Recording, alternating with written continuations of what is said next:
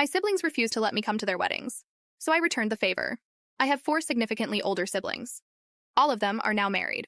I was not invited to any of their weddings because each of them had a child. Free wedding. I of course thought I'd be the only exception as I am their sibling, but no. My oldest sibling first had a child, free wedding, and then the others decided to follow. When my oldest brother got married, I was 10 years old, so sure I kind of understood why they didn't invite me. But I was still extremely upset. My oldest brother got married to a woman I really love, and I couldn't even be there to witness it. The other brother got married when I was 12 years old. Yet again, I wasn't invited. I still sort of understood, but when I was 12 years old, I was a very well-behaved child, and at the same time, his sibling.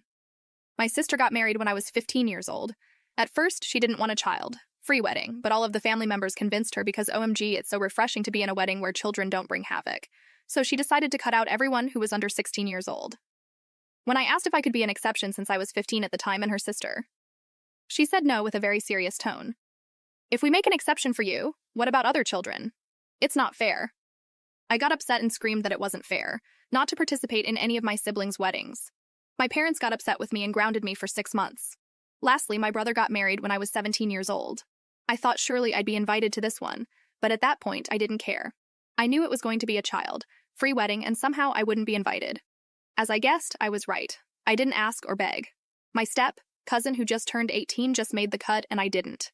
Well, as I said, I didn't care. I sent a quick congrats text, and that was it. My parents got furious about why I didn't even congratulate them properly. I just ignored them and spent all the time in my room with my now soon-to-be husband. Since I'm getting married now, I decided none of them will be at my wedding since I wasn't allowed to be at theirs. When they didn't get the invitation, you can now check if there's a part 2 by pressing share and more.